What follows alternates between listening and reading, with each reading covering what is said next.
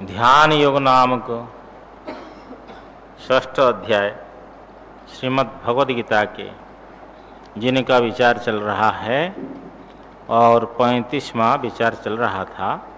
ऐसा तो सामान्य रूप से हो गया था, फिर भी 35वां श्लोक से उच्चारण कर लिया जाए। श्री भगवान वाच असंशयं महाबाहो मनो दुर्निग्रहं चलम् अभ्यासेन तु कौन्तेय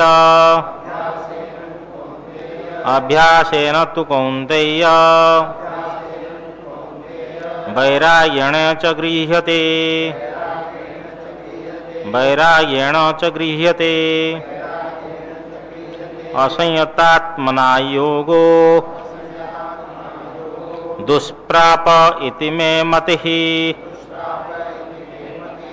वश्यात्मना तु यतता शक्यो वाप्तुमुपायतः। अर्जुन उवाच अयतिः श्रद्धयोपेतो योगाचलितमानसः अप्राप्य योग संसिद्धिं कां गतिं कृष्ण गच्छति कचिन्नो भय विभ्रष्टा छिन्नाभ्रमिव नश्यति अप्रतिष्ठो महाबाहो विमूढ़ो भ्रमणः पथि एतन्मे संशयं कृष्ण छेत्तुमर्हस्य शेषतः त्वदन्यः संशयस्यास्य छत्ता नह्युपपद्यते। श्री भगवान् वाच पार्थ नैवेह नामुत्र विनाशस्तस्य विद्यते न हि कल्याणकृति कश्चित् दुर्गतिं तात गच्छति प्राप्य पुण्यकृतां लोकान् उषित्वा शाश्वतीः समाः शुचिनां श्रीमतां गेहे योगभ्रष्टोऽभिजायते अथवा योगिनामेव कुले भवति धीमताम् एतद्धि दुर्लभतरम् लोके जन्म यदीदृशम् तत्र तं बुद्धिसंयोगम् लभते पौर्वदेहिकम् यतते च ततो भूयः संसिद्धौ कुरु नन्दन पूर्वाभ्यासेन तेनैव ह्रियते ह्यवशोऽपि सः जिज्ञासुरपि योगस्य शब्द ब्रह्माति वर्तते प्रयत्नाद्यतमानस्तु योगी संशुद्ध किल्बिषः अनेक जन्म संसिद्धास् ततो याति परां गतिम्। ये संसिद्ध स को भी आगे के लिए भी खींच सकते हैं, ऐसा भी पाठ हो सकता है। अनेक जन्म संसिद्ध ततो याति परां गतिम् तपस्विभ्योऽधिको योगी ज्ञानिभ्योऽपि मतोऽधिकः कर्मिभ्यश्चाधिको योगी तस्माद् योगी भवार्जुन। योगिनामपि सर्वेषां मद्गतेनान्तरात्मना श्रद्धावान् भजते यो मां समे युक्ततमो मतः हरिओम। भगवान ने अर्जुन को सम्यक ज्ञान का उपदेश दिया। संसार का चिंतन जब मन करता है, वहां से मन को हटा करके आत्मवश्यता को प्राप्त करावें। ये विशेष साधना भगवान ने यतो यतो निश्चरति मनश्चंचलम स्थिरम ततस्तत नियमेतद आत्मनेव वशम नयेत, ये 26वां श्लोक में विशेष रूप से कथन किया। सब में आत्मा, सभी प्राणियों के अंदर में आत्मा, स्वयं का दर्शन करना कि मैं सब में हूं और सब प्राणी मुझ में है, ये जो ब्रह्मात्मिकत्व दर्शन है, ये ब्रह्म ज्ञान है। और ऐसा ब्रह्मज्ञानी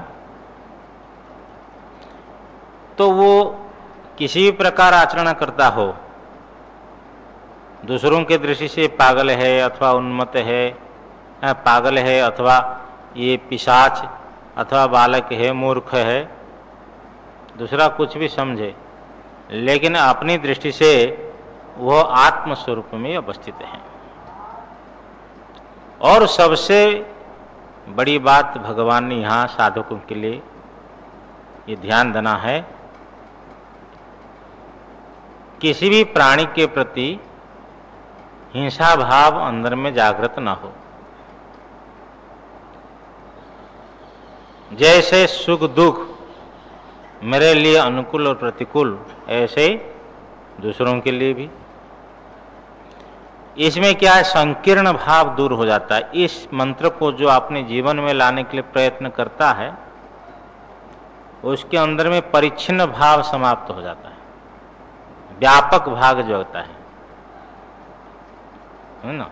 स्वार्थी लोग क्या करते हैं, अपनी स्वार्थ के लिए ही तो ये न के न प्रकारण, चाहे न्याय हो चाहे अन्याय हो,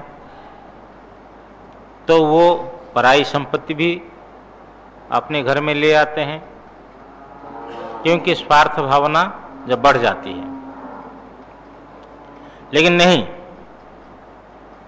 कि जैसे अब कोई व्यक्ति रास्ता में गिरा हुआ है, उसमें भाव जागृत होना चाहिए, यदि हम गिरे होते तो क्या चाहते, जैसे अपेक्षा रखते हमको कोई उठावे।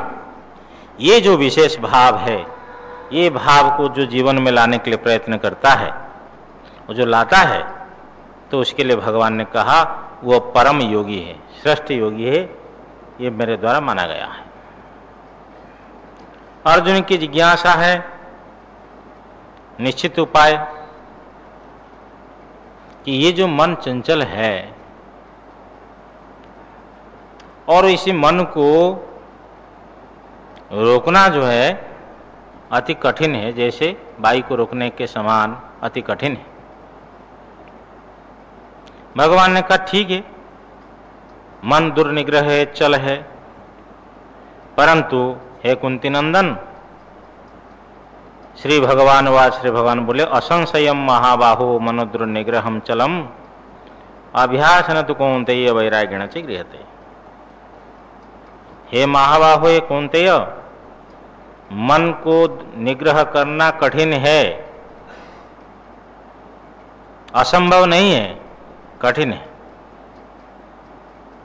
वो मन दुर्निग्रह है और चंचल है, इसमें कोई संशय नहीं, असंशय है, परंतु अभ्यासन वैराग्येण च, अभ्यास से और वैराग्य से ये गृह्यते निरुध्यते, बस में आता है, हाँ, इसका निरोध हो जाता है, ये इसकी चंचलता समाप्त हो जाती है, एक स्थान पर आत्मा में टिक जाता है।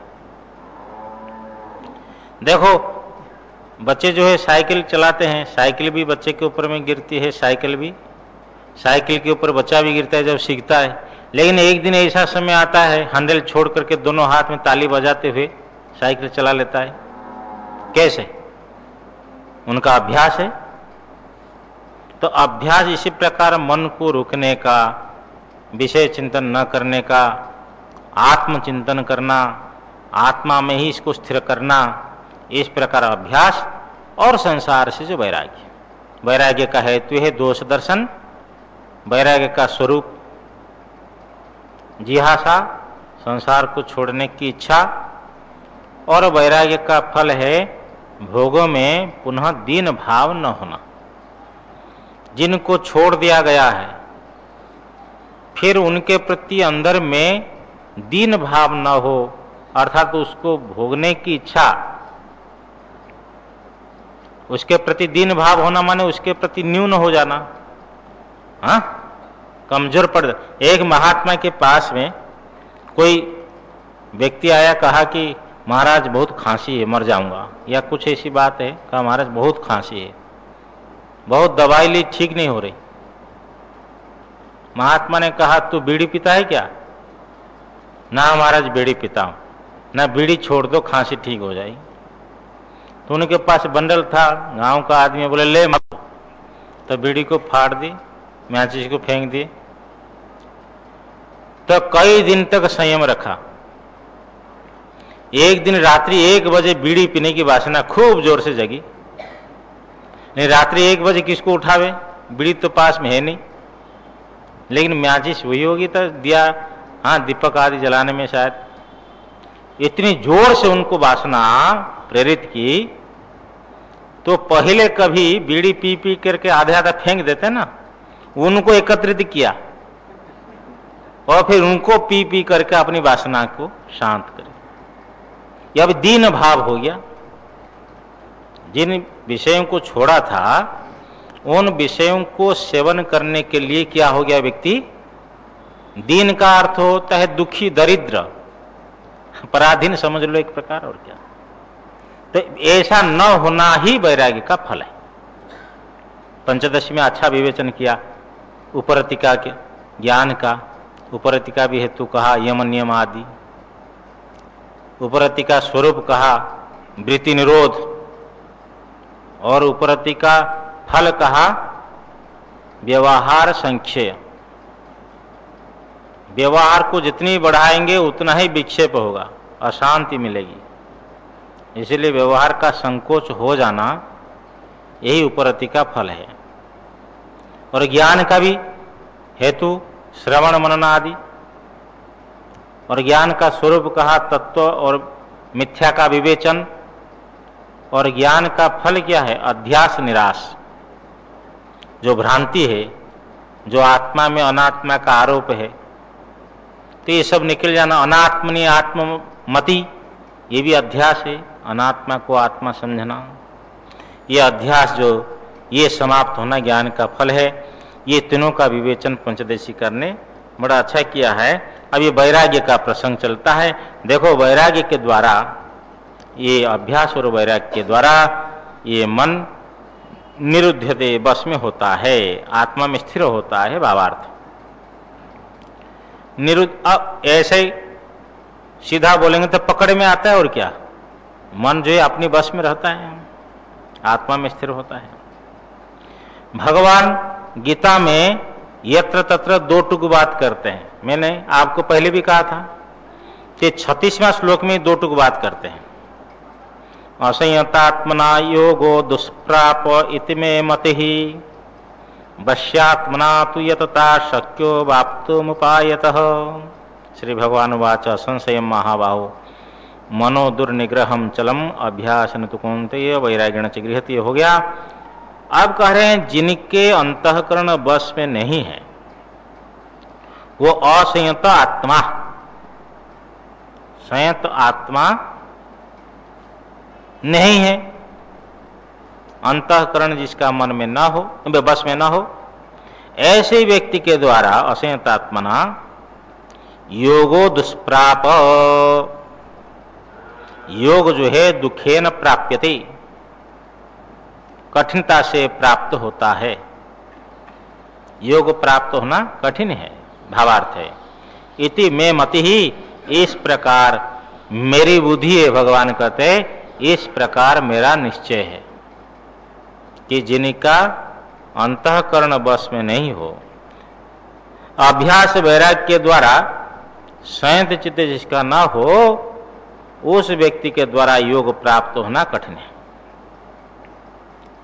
वश्यात्मना तु यतता शक्यो वाप्तुम उपायतः, तो माने परंतु जो वश्यात्मा है, जिन्होंने अपने मन को वश में किया, ऐसे व्यक्ति के द्वारा, और यतता भी कह दिया, अभ्यास वैराग्य के द्वारा जिन्होंने अपने मन को वश में किया है, ऐसे व्यक्ति जो अधिक प्रयत्न करने वाला, यतता यत्न करने वाले, भूयोपि प्रयत्नम कुर्वता, अधिक प्रयत्न करने वाले, ऐसे व्यक्ति के द्वारा उपायतः योगो अवाप्तुम शक्यो, उपाय से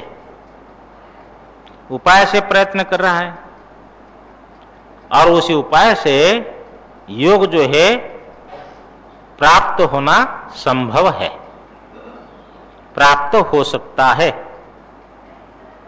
इसलिए यहां दो बात भगवान कहते हैं कि सीधी बात, जिसका अंतःकरण वश में हो उसके द्वारा उसको योग प्राप्त होता है, और जिसका अंतःकरण वश में न हो उसको योग प्राप्त नहीं होता। ये साफ साफ बात है।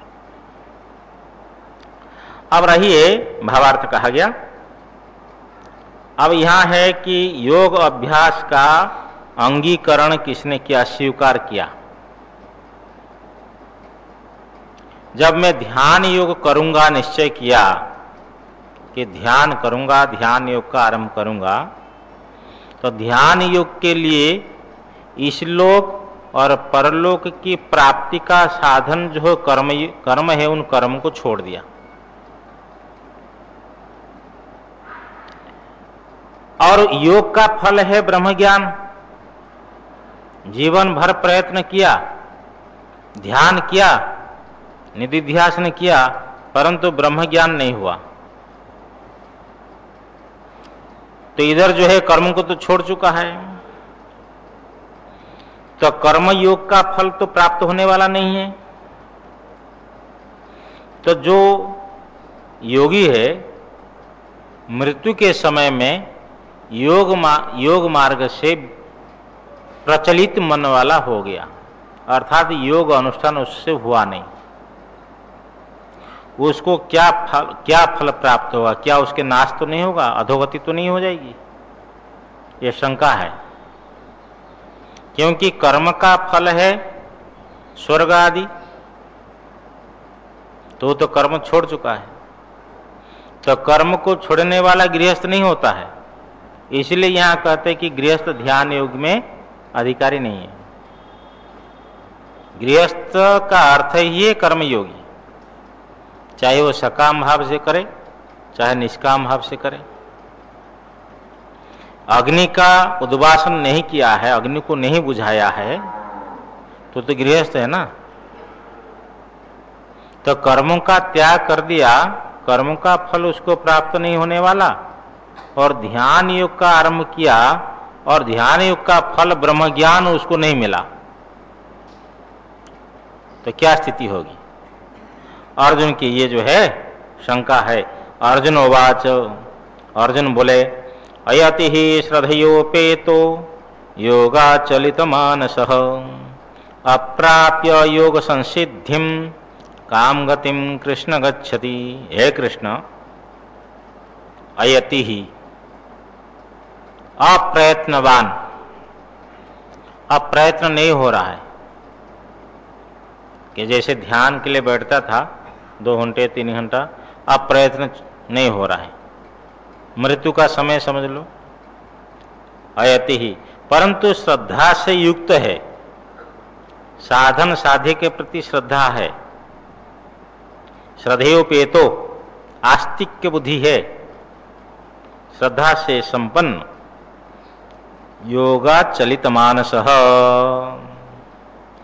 अंतिम काल में योग से जिनका मन चलित हो गया, विचलित हो गया, अर्थात भ्रष्ट स्मृति ही, भाष्यकार लिख रहे हैं, उनकी स्मृति भ्रष्ट हो गई।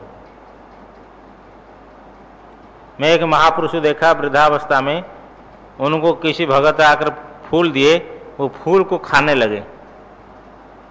उस समय स्मृति नहीं होती कि फूल है, प्रसाद नहीं है। इसको पकड़ लिए तो हमने कहा महाराज इसको छोड़ो, वो उसको जोर से ही पकड़ कर रखे। स्मृति भ्रष्ट हो जाती अंतिम समय में। ये जो नाक में नली लगाते ना डॉक्टर लोग, ये लाख प्रयत्न करिए बचा तो नहीं सकते, कितने को तो बचा नहीं पाए। इसलिए कई महात्मा कहते हुए अंतिम समय में हमको मेडिकल नहीं लगा, क्योंकि ये नाक में नली लगा करके जो 10 दिन में काम होने वाला है उसको महीना भर खींचते। हमारे भी यहाँ डॉक्टर स्वयं बैठे, बुरा में नहीं मानना हालांकि होगा तो वही है जो परमात्मा की रचना है, परंतु ये देखने में आता है, अनुभव में आता है, ये नहीं हो सकता है, समय आ गया है। इसलिए एक महापुरुष के नाक में सब निकाल दे, बोले छोड़ो इसको, लगाए थे कोई इनको हटाओ, अभी नहीं हो सकता है। इसलिए उस समय में स्मृति का लोप हो जाता है, भ्रष्ट स्मृति हो जाती है। तो योगाचलित मानसः अप्राप्य योग संसिद्धिम, और योग के जो सम्यक सिद्धि जो है, अर्थात योग का जो फल है, सम्यक दर्शन, यथार्थ दर्शन, ब्रह्म ज्ञान, उस ब्रह्म ज्ञान को प्राप्त न करके हे कृष्ण काम गतिम गच्छति, किस गति को प्राप्त करता है, किस स्थिति को प्राप्त करता है, किस लोक में वो जाता है, क्या उसकी सुगति होती है अथवा कुगति होती है, हाँ क्या होती है। पुनः अर्जुन का ये प्रश्न है, ये शंका है, कचिन्नो भय विभ्रष्ट छिन्नाभ्र विमनश्यति अप्रतिष्ठो महाबाहो विमूढ़ो ब्रह्मणः पथि। हे महाबाहो, वो अप्रतिष्ठ हो गया, निराश्रय, क्योंकि शास्त्र में आता है धनानि भूमौ पशवश्च गोष्ठे भार्या गृहद्वारे जनः श्मशाने देहश्चितायाम परलोक मार्गे कर्मानुगच्छति जीव एकः। कि जब जीवात्मा का प्रयाण होता है मनुष्य का, अर्थात उनका प्राण का वियोग होता है, जिसको मृत्यु कहा जाता है। अब देखो धनानि भूमौ, कितने सब धन गमाया है, उसे बैंक यूनिट ट्रस्ट आदि नहीं होंगे, इसलिए जमीन में गाड़ कर रखते थे सोने चांदी, इसलिए कहा धनानि भूमौ, धन जमीन में गाड़ कर रखा तो वहीं के वहीं रह जाते हैं। पशवश्च गोष्ठे, गाय भैंस जितने हैं वो सब अपनी गोष्ठ में रह जाते हैं, पशु गोष्ठ में रह जाते हैं। भार्या गृहद्वारी, भार्या रो रो करके कहाँ तक जाती है, घर के द्वार तक। जनः श्मशाने, बंधु बांधव, अच्छा आदमी, भला आदमी था, चला गया, ऐसा कहते हुए श्मशान तक जाते हैं। देह चितायाम, और देह जो है तो चिता में, तो यहाँ गांव में मरता है तो जला देते हैं, भस्म में अंत हो जाता है। कहीं जंगल में गिर जाए तो वहाँ पशु पक्षी खा लेंगे, फिर बीट कर देंगे तो बीट में इसका अंत हो जाएगा। और कहीं गंगा जमुना आदि बड़ी नदी में गिर जाए, वहाँ रस में परिणत हो जाएगा। इसलिए भागवत में त्रिधा गति शरीर की, भस्मांत, विड़ंत या रसांत। इस प्रकार रसांत कहो, मीनांत कहो, मछली कछुए आदि सब उपलक्षित है, सब खा जाएंगे। तो देहश्चितायाम, हाँ, तो कर्मानुगच्छति जीव एकः। फिर जीवात्मा कैसे चलता है, बोले कर्मानुगो, कर्म के अनुसार जीवात्मा अकेला ही चलता है। पुण्यो वै पुण्येन कर्मणा भवति पापः पापेन, बृहदारण्यक के उपनिषद में आया। पुण्य कर्म से समझ लो सुख को प्राप्त करता है, और पाप कर्म से दुख को प्राप्त करता है। पुण्य कर्म से सुखी पुण्य लोक, और पाप कर्म से दुखी पाप लोक, दुख बाहुल्य लोक को प्राप्त करते हैं। इसलिए जो लोग अपने कल्याण के लिए प्रयत्नशील है, उनको दिन रात यही सोचना चाहिए, यही विचार करना चाहिए और यह प्रयत्न भी करना चाहिए कि हमसे किसी भी प्रकार अशास्त्रीय कर्म ना हो। पुण्य हो ना हो तो बाद की बात है, पाप ना हो। सर्वप्रथम पाप से बचना चाहिए, उसके बाद की तो बात है, फिर जो कुछ कर पाएंगे कर पाएंगे। यदि मूल द्वारा ही गलत हो गया तो उसके बेस यदि हमारा ठीक नहीं रहा, इसी बेस के ऊपर में फाउंडेशन गलत है, तो उसके ऊपर हम क्या मकान बनाएंगे। इसलिए मलिन पाप कर्म नहीं करना चाहिए। अब रही बात है कि वहां कर्म आश्रय है, उस कर्म के आधार पर ही जीवात्मा की गति होती है।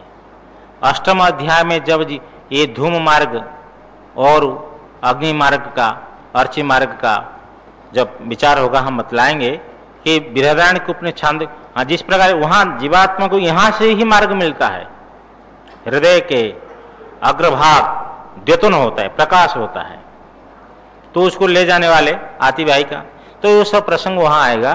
तो कहने का तात्पर्य है कि जीवात्मा जब चलता है तो उसका आश्रय कोई कर्म है, उसका कोई उपासना है। लेकिन अब ब्रह्म ज्ञान भी एक आश्रय है। जब ब्रह्म ज्ञान का आश्रय हो जाता है तो कहीं आना जाना नहीं है, एक स्थायी आश्रय को उन्होंने प्राप्त कर लिया। तो ये तो अप्रतिष्ठ हो गया है महाभाव, क्योंकि ब्रह्म ज्ञान नहीं मिला और कर्म भी इनका छूट चुका है। इसलिए महाभाव ये अप्रतिष्ठ जो है, भ्रष्ट स्मृति वाला, ब्रह्मण पथि विमूढ़ो, विमूढ़ो ब्रह्मण पथि, ये ब्रह्म मार्ग में अर्थात ब्रह्म प्राप्ति मार्ग में ये विमूढ़ है, अर्थात विक्षिप्त है। ये ब्रह्म प्राप्ति मार्ग ज्ञान में ये विक्षिप्त है, अर्थात ज्ञान को प्राप्त नहीं हुआ इनको। ऐसा जो व्यक्ति है, क्या कचित, क्या कचित का अर्थ किम करना, किम उभय विभ्रष्ट, ये कर्म मार्ग और योग मार्ग से विभ्रष्ट हुआ ऐसा जो व्यक्ति है, भ्रष्ट स्मृति वाला, छिन्नाभ्रम इव किम न नश्यति, क्या छिन्न बादलों के समान ये नष्ट नहीं होता है। जैसे बादलों का समुदाय है और वहां से कुछ टुकड़ा छिन्न हो गया, दोनों समूहों को, दोनों आगे पीछे अंशों को छोड़ दिया तो गिर जाता है, गिर करके नष्ट हो जाता है। इसी प्रकार सम्यक दर्शन प्राप्त नहीं हुआ, कर्म मार्ग पहले से छूट चुका था, तो दोनों से छूट करके क्या छिन्नाभ्रक के समान, छिन्न बादल के समान, किम ये उभय विभ्रष्ट होकर के किम न नश्यति, क्या नष्ट नहीं होता है, ये प्रश्न है। एतन्मे संशयं कृष्ण छत्तुमर्हस्य शेषतः त्वदन्यः संशयस्यास्य छता नहि उपपद्यते। कचित न उभय ऐसा निकालना चाहिए, कचित न उभय ऐसा संधि विच्छेद करना है पूर्व श्लोक में। तो न को नश्यति के साथ अन्वय करना है, क्या वो नष्ट नहीं होता है। हे कृष्ण, मैं एतन संशयम, मेरे इसी संशय को, मेरा इसी संशय को हे कृष्ण, अशेषतः छेत्तुम अर्हसि, संपूर्णतया दूर करने के लिए आप योग्य हो। क्यों, और कोई नहीं है? बोले नहीं। अस्य संशयस्य, इस संशय का, त्वद अन्यः छता नहीं उपपद्यते, इस संशय का तुमसे दूसरा कोई देवता हो अथवा ऋषि हो। हाँ, ऋषिर देवोवा भाष्यकार लिख रहे, आपसे भिन्न कोई ऋषि अथवा देवता छत्ता नहीं उपपद्यते, इसको, इसी संशय को दूर करने वाला है ही नहीं, कोई संभव नहीं है। आप ही ऐसे संशय को दूर कर सकते हैं। अस्य संशय से छत्ता, इस संशय को दूर करने वाला, त्वद अन्य आपसे भिन्न, ऋषि अथवा देवता नहीं उपपद्यते ही का अर्थ, क्योंकि आपसे इसी संशय के छेदन करने वाले, संशय को दूर करने वाले आपसे अन्य दूसरा न उपपद्यते नहीं होता है, असंभव नहीं है। श्री भगवान वाच, श्री भगवान बोले, यहाँ ही का अर्थ यस्मात् अर्थ में करेंगे, क्योंकि पूर्व श्लोक में, क्योंकि ये संशय के दूर करने वाले आपसे अन्य कोई दूसरा है ही नहीं। श्री भगवान वाच, श्री भगवान बोले, पार्थ नैवेह नामुत्र विनाशस्तस्य विद्यते नहि कल्याण कृत कश्चित् दुर्गतिम तात गच्छति। हे पार्थ,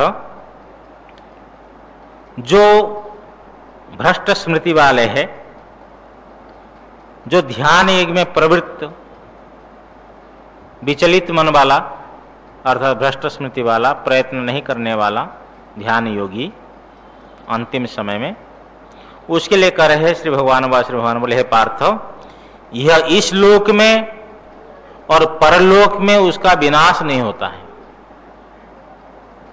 इस लोक में किसका विनाश होता है? इस लोक में शिष्ट लोग जिसकी निंदा करते हैं उसका विनाश है। सामने तो कुछ नहीं बोलते, पीठ पीछे निंदा करते हैं, लेकिन जो व्यक्ति अहंकारी होता है अथवा अपना अकड़पना रखता है, वो दूसरों की निंदा को भी परवाह नहीं करता है। शिष्ट पुरुष जिसकी निंदा करते हैं कि अरे ये व्यक्ति गया माने ठीक नहीं है, तो समझ लो कि उस व्यक्ति का नाश इस लोक में हो गया। आप दो चार बात सुना उसको कि आपकी निंदा वहां हो रही थी, आपकी निंदा वहां हो रही थी, आपकी निंदा वहां हो रही थी, तो निश्चित रूप से व्यक्ति हतोत्साह हो जाता है। कुछ भी करो, ऊपर से कुछ भी बोले, लेकिन अंदर में उसका मनोबल नहीं रहता है। तो जिसकी निंदा शिष्ट पुरुष करते हैं उसकी यहां नाश है। और मरने के बाद में मनुष्य जन्म से हीन जन्म प्राप्त हो जाए तो वहां परत्र भी नाश हो गया। उसके बारे में अर्जुन आपका प्रश्न है कि योग भ्रष्ट स्मृति वाले, उसके लिए ना इस लोक में नाश है ना परलोक में नाश है। भगवान कहते हैं पार्थ, यह इस लोक में तस्य उस योग भ्रष्ट का नाश विनाश नैव विद्यते, विनाश होता ही नहीं है। अमूत्र परलोक में विनाश नैव विद्यते, विनाश नहीं होता है, विनाश होता ही नहीं है। अर्थात हे पार्थ, भ्रष्ट स्मृति का ना इस लोक में विनाश होता है ना परलोक में ही विनाश होता है। ही को दोनों में लग सकते हैं, कहीं भी उनका विनाश नहीं होता है। नहीं कल्याण कृति कश्चित् दुर्गतिम तात गच्छति। हे तात, तात किसको बोलते हैं? तनोति आत्मानम पुत्र रूपेण इति तात। पिता जो है पुत्र के रूप से अपना विस्तार करता है, इसलिए पिता को तात कहा जाता है। और पिता पुत्र के रूप से उत्पन्न होता है, आत्मा वही जायते पुत्रः, इसलिए पुत्र को भी तात शब्द से कहा जाता है। और शिष्य भी पुत्र ही है, इसलिए भगवान ने शिष्य को तात शब्द से कहा, हे तात। ही का अर्थ क्योंकि कश्चित कल्याण कृति, कोई भी शुभ करने वाला, शुभ साधनों का अनुष्ठान करने वाला कोई भी दुर्गतिम न गच्छति, दुर्गति को प्राप्त नहीं करता है। ये भगवान ने एक विशेष बात कही कि जो शुभ करने वाला, शुभ साधनों का अनुष्ठान करने वाला कोई भी व्यक्ति दुर्गति को प्राप्त नहीं करता है। फिर क्या होता है इसका? इसकी तो दुर्गति होगी नहीं, आपने कह दिया, परंतु इसका होता क्या जो है योग भ्रष्ट का? तो भगवान कहते प्राप्य पुण्य कृताम लोकान उषित्वा शाश्वती ही समाहा शुचिनाम श्रमताम गेहे योग भ्रष्टोभिजायते।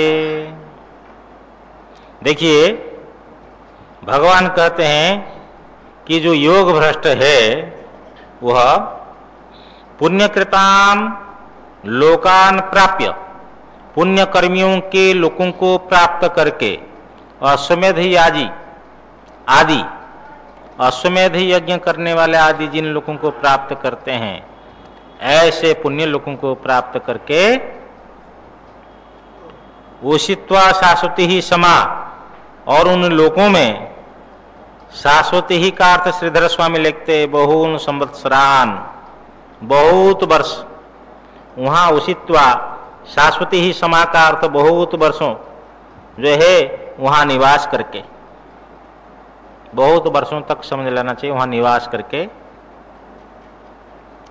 फिर जब उनका पुण्य भोग समाप्त हो गया, शुचिनाम श्रीमताम ये है, शुचि का अर्थ पवित्र, पवित्र का अर्थ है यथोक्तकारी, जैसे शास्त्र में कहा गया है ऐसे कर्मों का अनुष्ठान करने वाले ये हो गए शुचि।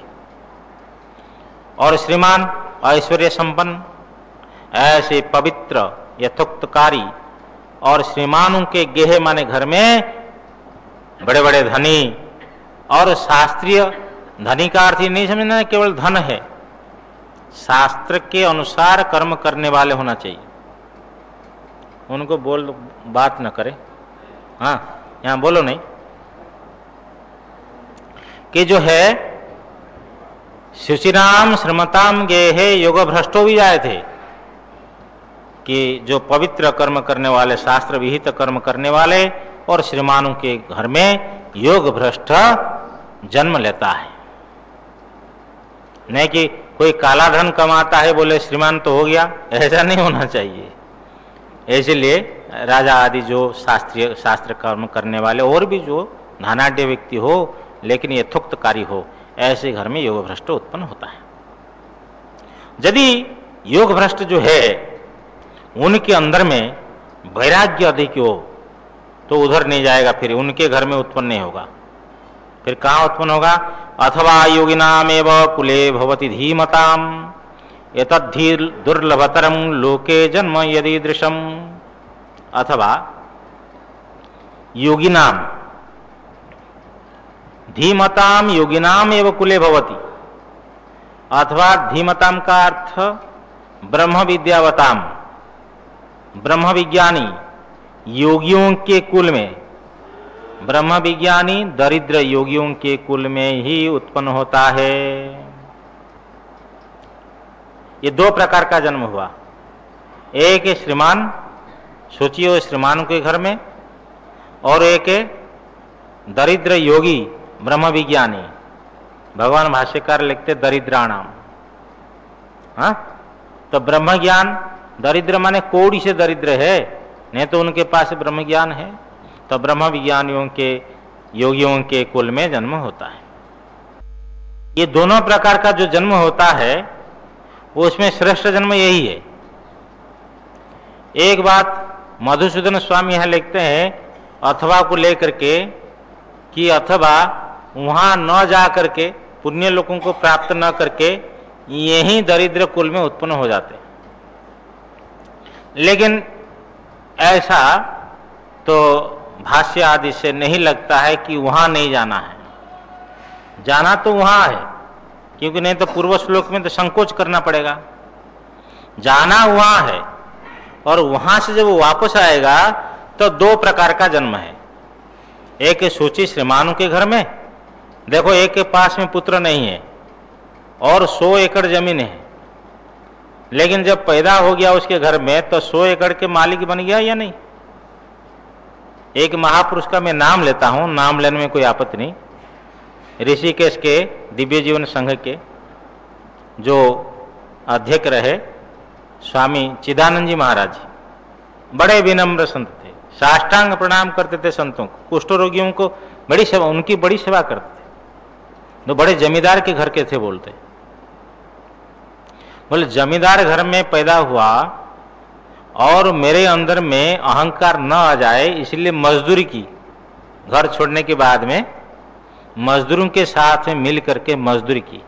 देखो महापुरुषों का जीवन है कि किस प्रकार आपने अहंकार को गलाते हैं, क्योंकि ये जो परमार्थ में अहंकार सबसे बड़ा बाधक है।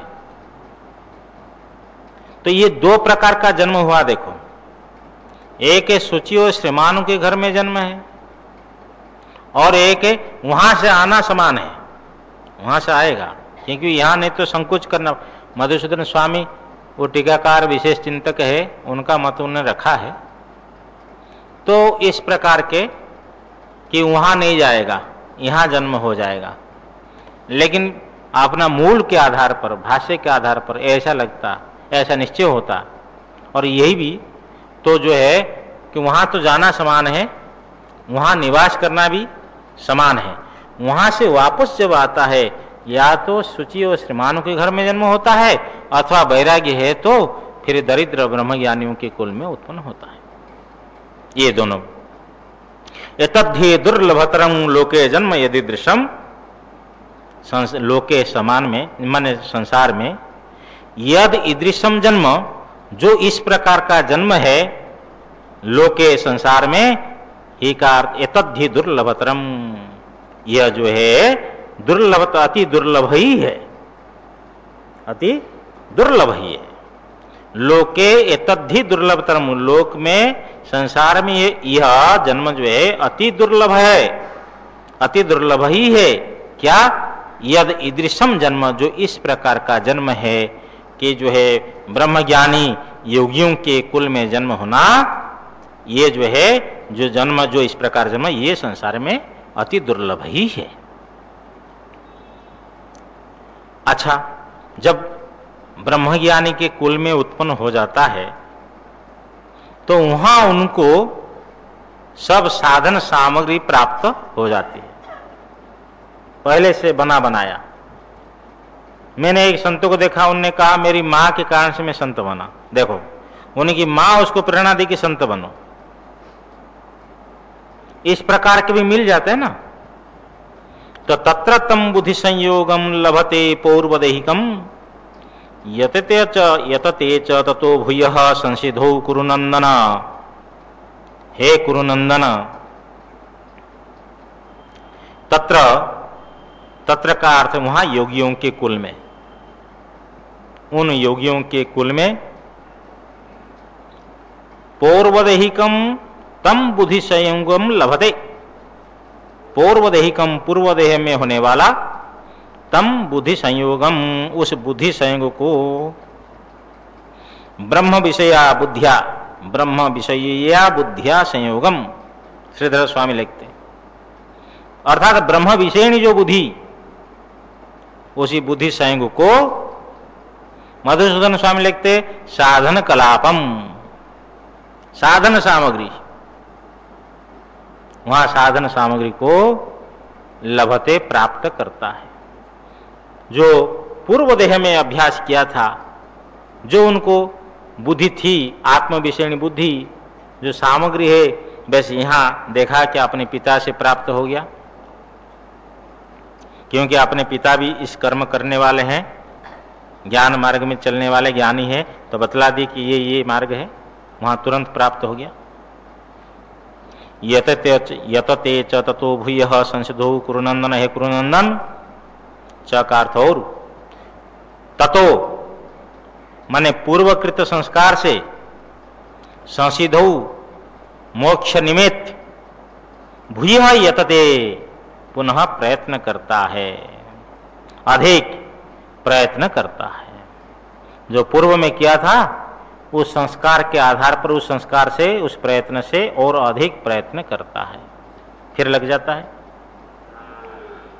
ये कोई जरूर नहीं कि जो आज सन्यासी बना है उसका भाई भी, दूसरे भाई भी सन्यासी हो जाए, देखो। और ये भी कोई जरूर नहीं कि जो गृहस्थ से सन्यास बना है उसका पुत्र भी सन्यास हो जाए, ये कोई जरूर नहीं है। ये तो पूर्व जन्म का संस्कार है, उसके संस्कार के बाद उसको वैराग्य होता है। एक व्यक्ति घर छोड़कर एक दिन रहना नहीं चाहता है, और एक व्यक्ति घर में रहते हुए व्यथा का अनुभव करता है कि कब ये प्रपंच छूटे और मैं जाऊं, धाम में निवास करूं, एकांत में निवास करूं, साधना करूं, उसका वो वैराग्य उसको उठाता है। इसलिए व्यक्ति का जो पूर्वकृत जो साधना है, वो साधना उसको आकर्षण करती है। ये नहीं इसमें कोई पिता पुत्र भाई बंधु का कोई संपर्क नहीं है। ऐसा भी देखने में आता है कि एक समय में माने पिता पुत्र भी सन्यासी हो जाते हैं। एक घर में भी ऐसा भी हो जाता है, उसके दादा भी सन्यासी थे, उसके बाप भी सन्यासी और ये भी सन्यासी है। बड़ा विचित्र संसार है जहाँ जैसा संपर्क हो, लेकिन पृष्ठभूमि में रहना चाहिए उनकी साधन कला। अच्छा, कैसे पूर्व देह बुद्धि संयुक्त, इस प्रकार कह रहे हैं पूर्वाभ्यासन तेनैव ह्यते ह्यवशो विषः जिज्ञासुरपि योगस्य शब्द ब्रह्माति वर्तते। सह मानवो योग भ्रष्ट तेन पूर्वाभ्यासन एव, उस पूर्व अभ्यास के द्वारा ही का अर्थ, क्योंकि वह जो योगी है पूर्व अभ्यास के द्वारा ही अवसोपी अस्वतंत्र होकर के भी, पराधीन होकर के भी ह्रियते आकर्षित हो जाता है उस पूर्वाभ्यास के द्वारा। जैसे चुंबक लोहा को खींचता है, ऐसे जो पूर्वाभ्यास है उसको आकर्षण करता है। हाँ? और भगवान भाष्यकार एक और बात कहते हैं कि उसके जो साधन है, उसके जो अभ्यास है, उससे अधिक यदि पाप कर्म न किया हो तो, जैसा कोई व्यक्ति उठना चाहता है, हाँ, और उसको आपने पत्थर से दबा दिया तो कैसे उठेगा? जैसे आप चटाई देखे, खजूर की चटाई लपेट लेते हैं और जब फैलाते हैं तो क्या होता है, फिर वो लपेटना प्रारंभ होता है, उसमें पत्थर रख दो। इसी प्रकार जो पाप कर्म आता है तो पूर्व में किया गया जो अभ्यास है, उस अभ्यास के ऊपर में इसकी प्रबलता के कारण से वो अभ्यास कमजोर पड़ जाता है। लेकिन वो अभ्यास नष्ट नहीं होता है। जब ये पाप कर्म अपना भोग समाप्त पाप कर्म का हो जाएगा तब तो फिर वो जो साधना है, वो जो अभ्यास है, फिर उस साधक को खींचेगा। इसलिए कई लोग तो गार्हस्थ जीवन के बाद में 50 वर्ष में 60 वर्ष में साधु होते हैं, तो ब्रह्मचारी अवस्था में वैराग्य होने पर भी साधु नहीं हो पाया। उसका कारण यही है कि उनका वो भोग है, ये भोग समाप्त हो गया, कोई ऋण है, वो ऋण समाप्त हो गया, फिर वो साधना उसको खींचते कि चलो। और कई लोग ऐसा होते हैं कि इधर साधना के लिए आए, गंगोत्री में आए, वहां बैठे, फिर चलो भाई फिर गृहस्थाश्रम में प्रवेश करो। देखो जो संसार में दिखाई पड़ता है, ये वस्त्र भी त्याग कर देते हैं। तो ये साधना का, जिसके अंदर में साधना संस्कार अभ्यास संस्कार प्रबल है, वो योग भ्रष्टों को खींचता है। भगवान भाष्यकर की पंक्ति बड़े महत्वपूर्ण है। तो उन्होंने कहा न कृतम चेत योगाभ्यासाच संस्कारात बलवत्तरम अधर्मादि लक्षणम कर्म। यदि अधर्मादि लक्षण जो बलवत्तर कर्म यदि उसके द्वारा नहीं हुआ हो, योग अभ्यास संस्कार से यदि प्रबल न हो, तो वो खींचा जाता है। जिज्ञासुरपि योगस्य शब्द ब्रह्माति वर्तते। और योग के जिज्ञासु भी, योग के स्वरूप को जानने की इच्छुक, जानने की इच्छा करते हुए योग मार्ग में प्रवृत्त सन्यासी, योग भ्रष्ट जिज्ञासु भी, योगस्य जिज्ञासुरपि, योग के स्वरूप को जानने की इच्छुक ऐसे जिज्ञासु भी शब्द ब्रह्माति वर्तते, शब्द ब्रह्म को अतिक्रमण करता है, पार करता है। शब्द ब्रह्म का अर्थ है कि जो है ये वैदिक कर्म जो है, उस वैदिक कर्म का अनुष्ठान से जो फल प्राप्त होता है, उसी फल का नाम है यहाँ शब्द ब्रह्म। वेदोक्त कर्मानुष्ठान फलम, ये है शब्द ब्रह्म। वेद में कहे गए जो कर्मानुष्ठान का फल है वो शब्द ब्रह्म है, उसको पार करता है, अतिक्रमण करता है। श्रीधर स्वामी लिखते हैं ततो अधिकम फलम प्राप्य मुच्यते इत्यर्थः। वो जो है वेदोक्त कर्म फल, कर्मानुष्ठान फल जो है उससे अधिक फल को प्राप्त करके, अर्थात ब्रह्म ज्ञान को प्राप्त करके मुक्त हो जाता है।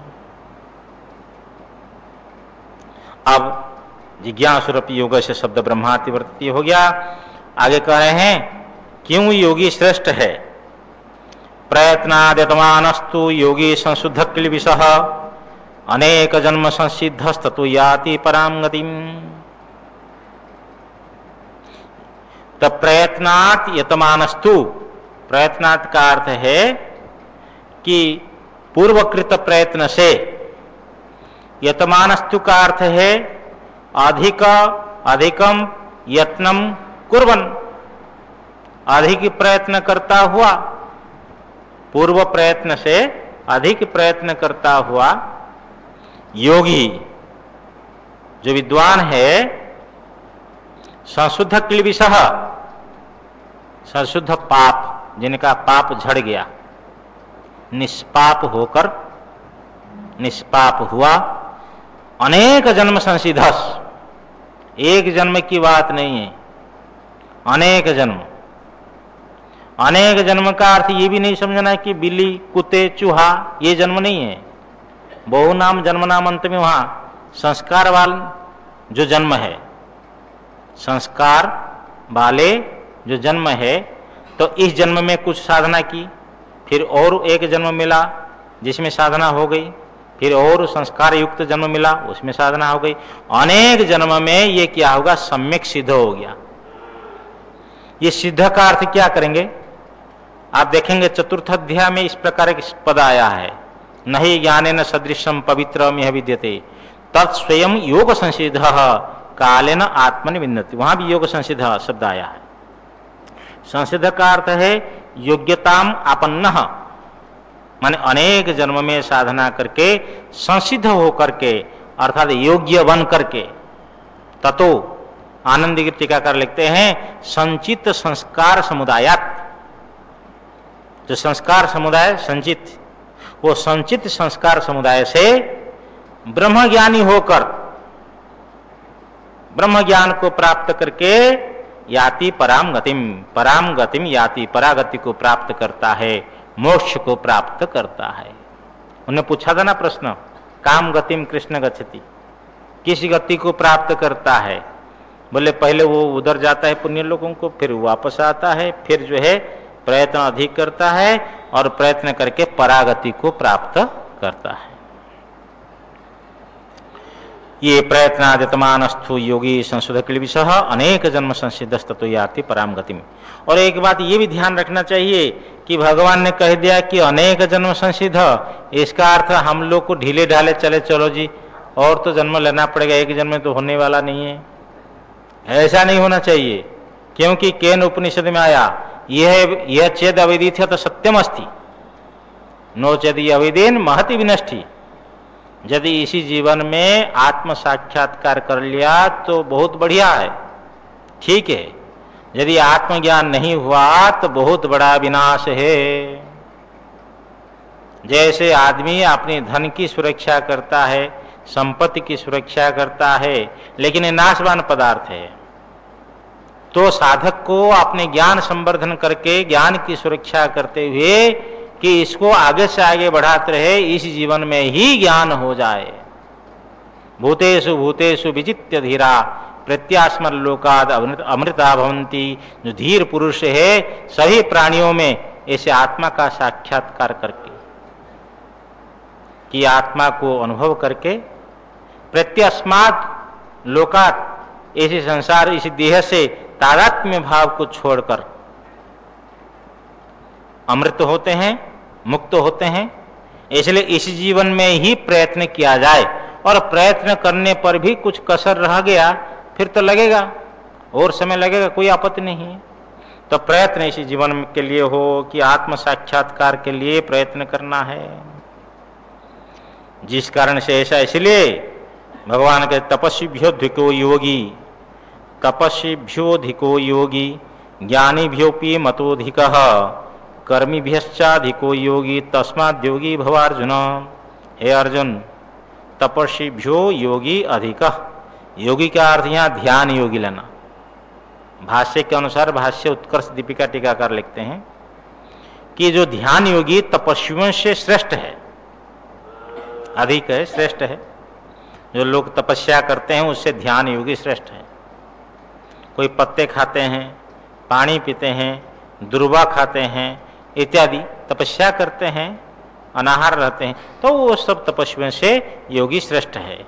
ज्ञानी भ्योपी मतोधिकः, माने मत के साथ में सबको लगाना कि योगी तपस्वीभ्यो अधिको मतः, योगी जो है तपस्वियों से अधिक माना गया, श्रेष्ठ माना गया। हाँ, शिष्ट पुरुषों के द्वारा समझ लो, हाँ, ब्रह्मज्ञानियों के द्वारा समझ लो, अथवा श्रुति स्मृतियों को जानने वाले उनके द्वारा समझ लो। ज्ञानी भी अधिकः मतो, ज्ञानियों से भी अधिक श्रेष्ठ माना गया। और ज्ञानियों से भी श्रेष्ठ कोई कहे, ज्ञानियों से तो सबसे बड़ा ज्ञानी है, तो ज्ञानी से कैसे श्रेष्ठ है। यहां ज्ञान का अर्थ लेना शास्त्रार्थ पांडित्य, जिनको अनुभव नहीं है, हाँ, ऐसा वो शास्त्रार्थ पांडित्य जिनके पास में हो ज्ञानी है, परोक्ष ज्ञानी। परोक्ष ज्ञानियों से तो ध्यान योगी श्रेष्ठ माना गया। कर्मी भ्यश्चाधिको योगी, और चकार्थ और योगी, कर्मीभ्य कर्मियों से भी हाँ अधिक मतः श्रेष्ठ माना गया। तस्माद योगी, इसलिए हे अर्जुन, तस्माद इसलिए योगी बनो, योगी भव माने योगी बनो, ध्यान योगी बनो। योगिनाम अपि सर्वेषां मद्गतेनान्तरात्मना श्रद्धावान भजते यो माम समय युक्त तमो मतः। बोल जितने योगी है ध्यान परायण वाले, सर्वेषां योगिनाम अपि, सब योगियों में भी, यहाँ भाष्यकार लिखते रुद्रादित्यादि ध्यान पराणाम मध्य, रुद्र आदित्य जो ध्यान परायण वाले हैं उनके मध्य में जो ध्यान योगी माने जो व्यक्ति श्रद्धावान, श्रद्धालु, जो श्रद्धावान, मदगतेन अंतरात्मना, मुझ में लगाए हुए अंतःकरण के द्वारा, अंतरात्मा के द्वारा, माम भजते, मुझे भजता है। अब आ गया भक्ति योग, उपासना कांड प्रारंभ होगा। हाँ, कि उपासना कांड का ये सूत्र दे रहे भगवान कि जो है श्रद्धावान, जो श्रद्धालु, मुझे माम कि योगियों में मध्य में नहीं, इतना ऐसा लगो कि यो श्रद्धालु, जो श्रद्धावान, जो श्रद्धालु, मदगतेन अंतरात्मना माम भजते, मुझ में लगाए हुए अंतरात्मा अंतःकरण से मुझे भजता है, स वह व्यक्ति, सर्वेषाम योगिनाम अपि, सब योगियों में मध्य में भी, युक्त तमो में मतः, वो श्रेष्ठ योगी अधिक समाहित है, ये मेरा मत है, ये मेरा निश्चय है। परमात्मा में मन लगाना, यहां तक जो है त्वम पदार्थ का निर्णय हो गया, त्वम पदार्थ का संशोधन हो गया कि यहां जो है कर्मकांड 6 अध्याय तक है कि यहाँ जो है अंतःकरण कहिए, अविद्या कहिए, अविद्या विशिष्ट जो आत्मा है, वो आत्मा ना जन्म होता है, ना वो आत्मा मरता है, वो आत्मा आप और हमारा स्वरूप है। और रही बात है कि आगे जो ईश्वर है, यहाँ अविद्या है, वहाँ माया है, उस माया का परिशोधन करके जो फिर उसमें परिशोधित ईश्वर तत्व है, और वह और यह एक है, फिर ज्ञान कांड में कर देंगे। तो यहाँ तक कर्मकांड की परिसमाप्ति होती है। तो और एक बार, जो श्रद्धालु मुझे मदगत अंतरात्मा के द्वारा भजता है, सर्वेषाम योगिनाम अपि, सब योगियों मध्य में भी, स माने वह युक्त तमो, श्रेष्ठ समाहित, ऐसा मैं मतः, ऐसा मेरा अभिप्राय है, मेरा निश्चय है। इति श्री महाभारते शतसहस्र्यां संहितायां वैयासिक्यां भीष्म पर्वणि श्रीमद्भगवद्गीतासु उपनिषत्सु ब्रह्म विद्यायां योगशास्त्रे श्री कृष्णार्जुन संवादे ध्यान योग नाम 6ोऽध्यायः। इति श्रीमत्परमहंस परिव्राजकाचार्यस्य श्री गोविंद भगवत पूज्यपाद शिष्यस्य श्रीमत् शंकर भगवतः कृतौ श्रीमद्भगवद्गीता भाष्ये ध्यान योग नाम षष्ठोऽध्याय। श्रीकृष्णार्पणमस्तु। ओम पूर्णमदः पूर्णमिदं पूर्णात् पूर्णमुदच्यते पूर्णस्य पूर्णमादाय पूर्णमेवावशिष्यते। ओम शांति शांति शांति। शंकरं शंकराचार्यं केशवं बादरायणं सूत्रभाष्य कृतौ वन्दे भगवन्तौ पुनः पुनः। ईश्वरो गुरुरात्मेति मूर्तिभेदविभागिने व्योमवद्व्याप्तदेहाय दक्षिणामूर्तये नमः। ओम शांति शांति शांति। सद्गुरुदेव भगवान की जय।